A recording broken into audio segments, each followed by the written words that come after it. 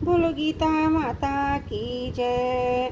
ओम श्री परमात्मने नमः। श्रीमद् भगवद गीता द्वितीय अध्याय 30वां श्लोक।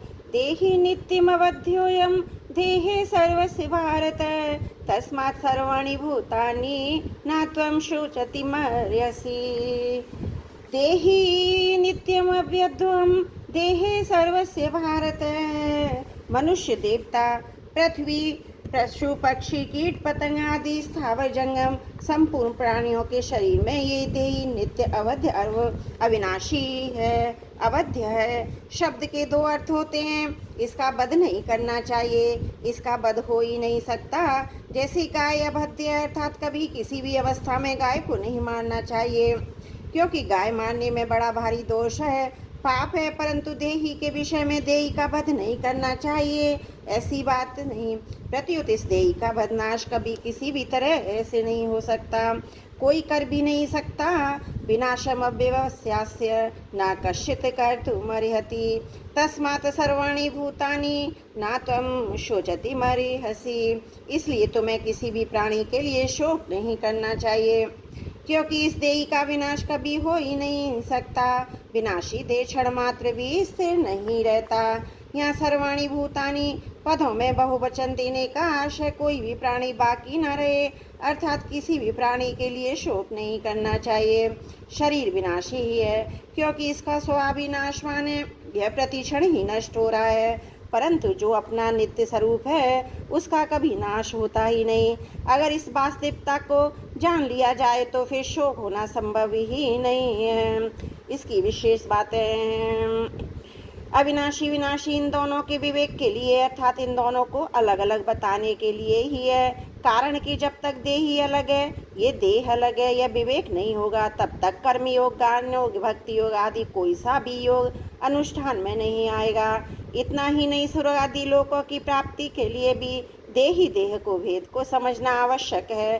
कारण कि देह से अलग देही ना हो तो देह के मरने पर स्वर्ग कौन जाएगा। अतः जितने भी आस्तिक दार्शनिक हैं, वे चाहे अद्वैतवादी हो चाहे द्वैतवादी हो, किसी भी मत के क्यों ना हो, सभी शरीर के भेद को मानते ही हैं। यहाँ भगवान इसी भेद को स्पष्ट करना चाहते हैं। भगवान ने जो बात कही वह प्राय संपूर्ण मनुष्यों के अनुभव की बात है। जैसे देह बदलती है, देह नहीं बदलता।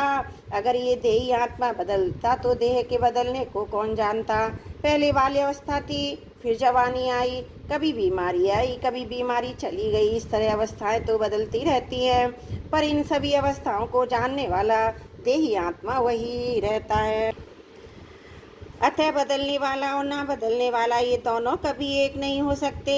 इसका सबको प्रत्यक्ष अनुभव है, क्योंकि भगवान ने इस प्रकरण में आत्मा, अनात्मा, ब्रह्म, जीव, प्रकृति, पुरुष, जड़, चेतन, माया, विद्या आदि दार्शनिक शब्दों का प्रयोग नहीं किया है। कारण कि लोगों ने दार्शनिक बातें केवल सीखने के लिए मान रखी हैं, उन बातों को केवल पढ़ाई का विषय मान रखा है। इसको दृष्टि में रखकर भगवान ने इस प्रकरण में दार्शनिक शब्दों का प्रयोग न करके देह देही, शरीर शरीरी, असत सत, विनाशी अविनाशी शब्दों का ही प्रयोग किया है। जो इन दोनों के भेद को ठीक ठाक जान लेता है उसको कभी किंचित मात्र भी शोक नहीं हो सकता। जो केवल दार्शनिक बातें सीख लेते हैं उनका शोक दूर नहीं होता। एक 6 दर्शनों की पढ़ाई करना होता है, एक अनुभव करना होता है। ये दोनों बातें अलग अलग हैं, इनमें बड़ा भारी अंतर है। पढ़ाई में ब्रह्म, ईश्वर, जीव, प्रकृति, संसार ये सभी ज्ञान के विषय होते हैं, अर्थात पढ़ाई करने वाला तो ज्ञाता होता है। ब्रह्म, ईश्वर और इंद्रियां अंतकरण के विषय होते हैं। पढ़ाई करने वाला तो जानकारी बढ़ाना चाहता है, विद्या का संग्रह करना चाहता है। पर जो साधक, मुमुक्ष, जिज्ञासु और भक्त होता है वह अनुभव करना चाहता है, अर्थात प्रकृति और संसार से संबंध विच्छेद करके अपने आप को जानकर ब्रह्म के साथ अभिन्नता का अनुभव करना चाहता है, ईश्वर शरण हो जाता है। बोलो गीता माता की जय। 30वां श्लोक समाप्त। त्रुटियों के लिए क्षमा चाहती हूँ।